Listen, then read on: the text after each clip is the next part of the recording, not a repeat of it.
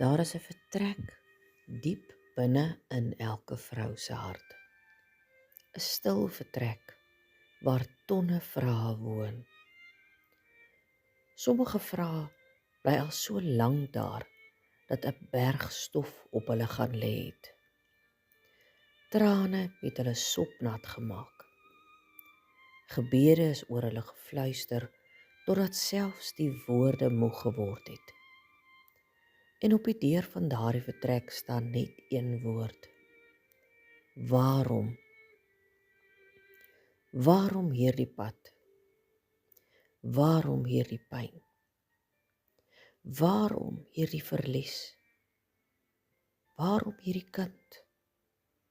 Waarom het hy nie gekeer nie? Waarom het hy stil gebly? Waarom het hy dit laat gebeur? Ons hou hierdie vrae styf vas, soos iemand wat bang is om die laaste stukkie hoop uit sy hande te laat glip. Want eers langs die pad het ons begin glo dat as ons net kon verstaan, ons uiteindelik sou genees. As God net vir 'n oomblik die gordyn van die hemel sou oopskuif, as hy homself net sou verduidelik, ons harte uiteindelik sou rus. Maar ware rus het nog nooit in 'n verduideliking gelê nie. Dit moes nog altyd gevind word in hom. Ons Abba wat alreeds alles weet. Job het gewag. Hy het tussen die as gesit. As waar drome eens geleef het, waar sy kinders eens gespeel het. Sy liggaam was vol wonde en sy hart was vol vrae.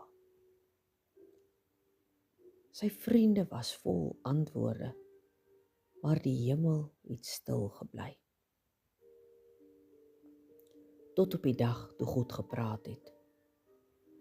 En sekerlik was dit die oomblik. Nou sou elke geheim ontrafel word. Nou sou elke waarom uiteindelik beantwoord word. Maar God het homself geopenbaar. Hy het gepraat van sterre, van die see, van sneeu wat in skatkamers bewaar word, van donderweer, van bergbokke wat geboorte gee waar geen mens dit sien nie, van sterrestelsels wat nooit hulle plek verloor nie. God het nie Job se vrae geïgnoreer nie. Hy het hom genooi na iemand groter as sy vrae. Asof hy saggies sê: Job, voordat ek my hand aan jou verduidelik, laat ek jou eers weer my hart wys.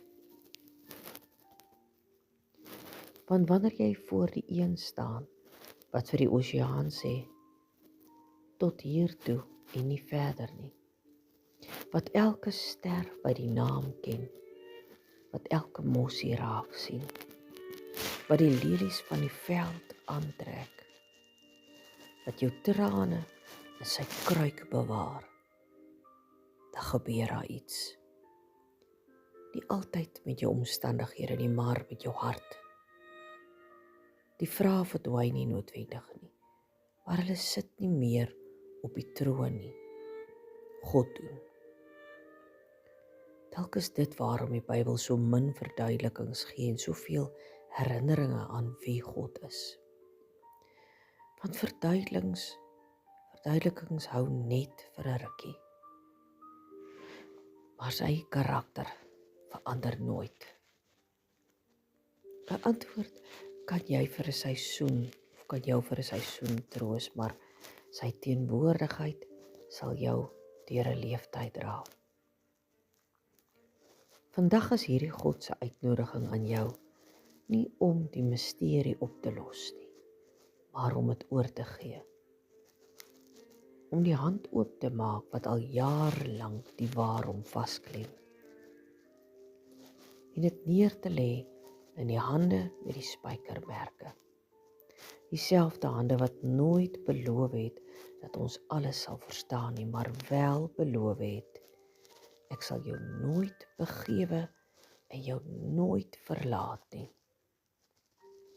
Ons wil so graag hê dat God vir ons 'n padkaart gee, maar hy gee eerder vir ons sy hand. Want 'n padkaart wys jou waarheen jy op pad is, maar sy hand herinner jou dat jy nooit alleen daarheen sal stap nie. Eendag sal elke onbeantwoorde gebed sin maak. Elke traan sal raak gesien word. Elke eensame nag sal onthou word. Elke stilte, elke afskeid, elke wond. Elke hoofstuk wat te vroeg geëindig het, sal voor die koning staan wat niks ooit vermors nie. Miskien sal hy dit dan verduidelik, maar ek glo, dit gaan nie nodig wees nie. Want die eerste blik op sy gesig sal elke vraag stil maak, sonder dat hy 'n enkele woord hoef te sê. Die grootste wonder van die hemel sal wees, dat wanneer ons uiteindelik vir Jesus sien, ons eenvoudig nie meer sal hoef te weet nie. Want wanneer liefde self voor jou staan, verloor selfs die hardste vrae hulle stem en val hulle doodstil by sy voete neer. As jou hart vandag nog fluister, waarom? Weet dit, God is nie ontsteld oor jou vrae nie. Hy raak ook nie moeg vir jou trane nie. Hy draai nie weg van jou verwarring af nie. Hy sit langs jou, soos hy langs Martha gesit het.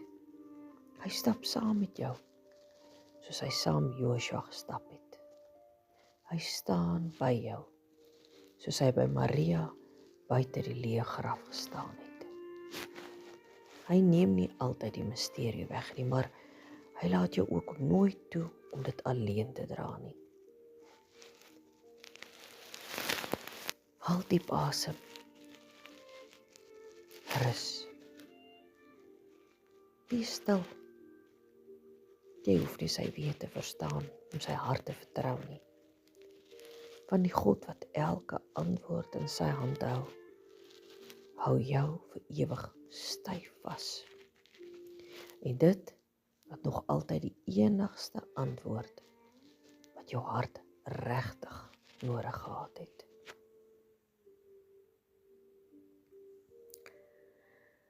Jy is ingeskakel op Storytyd saam Stella. En vroeg op hierdie Saterdagoggend kuier jy saam met my, Stel Rousseau. Be blessed. And always be that blessing too. Hierdie pragtige stuk wat ek voorgeles het is geskryf deur Johanita Grobler. En ek het dit gelees van haar Facebook page af. Pragtige jy is genoeg.